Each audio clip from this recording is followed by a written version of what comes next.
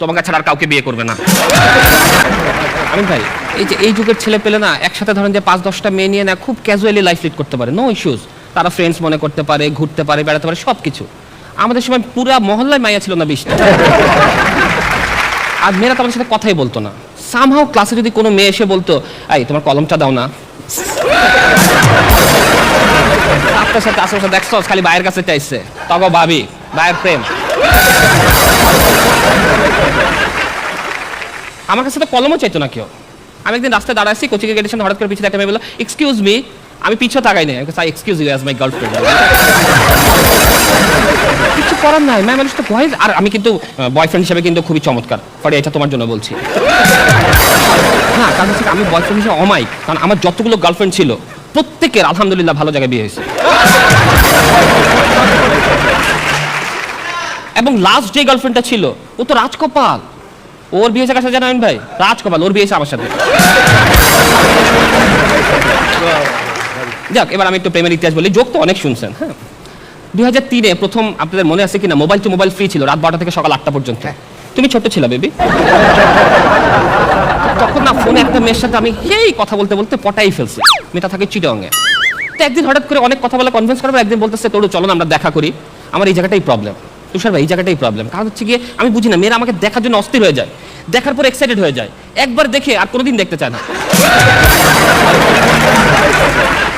দেন আমি মনে করছি এইটা আমার প্রবলেম, পরে দেখি না এটা আমার প্রবলেম না, আরেক দল আছে যারা আমাকে দেখলে ধরে নিয়ে যায় পুলিশ। তারপর আমি গেলাম চিটাগংয়ে, যে শান্তার বাসায় গেলাম। বাই দ্য ওয়ে, ওর নাম হচ্ছে শান্তা। আমি যে দেখি মাশাআল্লাহ মেয়েটা খুব সুন্দর তুষার ভাই, খুবই সুন্দর, কিন্তু ও যতটা সুন্দর তার চেয়ে বেশি বড় লোক। তা আমি বললাম না, ওকে ওই জাদু মোনা কলিজা ফ্যাপসা এইসব বললে কনভিন্স করা যাবে না। ওকে আমি কুত্তার মতো ভালোবাসা শুরু করলাম। সারাটা দিন শান্তা শান্তা আলবা।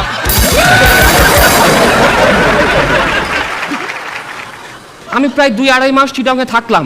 শান্তা আমাকে ঘুরালো, খাওয়ালো এবং আমার হাত খরচটা দেওয়া শুরু করলো। আমি বললাম লাইফ ইজ চিল, আমার লাইফ পুরো সেটেল, কোনো কথা হবে না। কিন্তু এই যে পাগলের সুখ মনে মনে বেশি দিন টিকলো না। হঠাৎ করে একদিন বলতেছে, এই চলো আমরা পালাই যাই। পাগল, এত ভালো ব্যবসা ছেড়ে কেউ পালায়? 2.5 মাসে আমি 13,200 টাকা জমাই ফেলছি।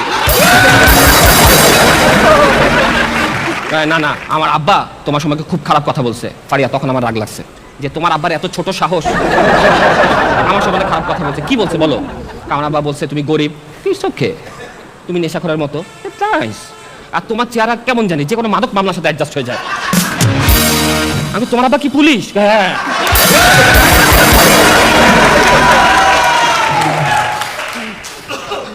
যাই হোক, আমি হাল ছাড়ি নাই। আমি চিন্তা করলাম এটা তো আমার পটাইতে হবে, ঠিক আছে, সোনার ডিম পাড়া মুরগি, কেমন আমি কি করি। দেন আমি একদিন প্ল্যান করলাম, আমি মেয়ে সাজলাম, তোমার তো সুন্দর করে লিপস্টিক দিলাম, টিপ দিলাম, 3 পিস পরলাম, উপরে বোরখা পরলাম, পরে শান্তার বাসায় গেলাম, দেখি ড্রয়িং রুমে ওর আব্বা বসে আছে। আমার দেখে বলছে, যাও শান্তার রুমে আছে। আমি তো গেলাম, আমরা দুজন খুব ক্লোজলি বসে আছে। হঠাৎ করে শান্তার ভাই দরজা খুলে ভিতরে তাকাইলো। আমি তো ভয় উঠে গেলাম, আমার দিকে তাকাইছে, 1 মিনিট তাকাইছিল আমার দিকে, তাকায় দরজা ধাম করে আটকে চলে গেছে। আমি তাড়াতাড়ি পালায় চলে আসলাম বাসাতে, কি না কি হয়ে গেছে। ইনস্ট্যান্ট শান্তা ফোন, তুমি কই? আব্বা মা তোমার সাথে কথা বলবে। আমি হইছে কাম, তোমার ভাইয়া বলে দিছে? হ্যাঁ ভাইয়া বলে দিছে, তোমাকে ছাড়া আর কাউকে বিয়ে করবে না।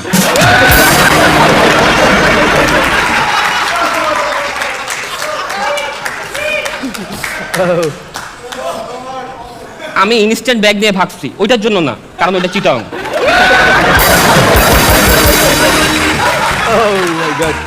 ওকে, তারপর অনেক দুঃখ নিয়ে চলে আসলাম। কিন্তু ওইটা যে ভয়টা, আমি কোনো লিফটে উঠলে, লিফটে বাটন থাকে না 1 2 3 4, যখন জিএফ দেখি আমি আর ধরি না।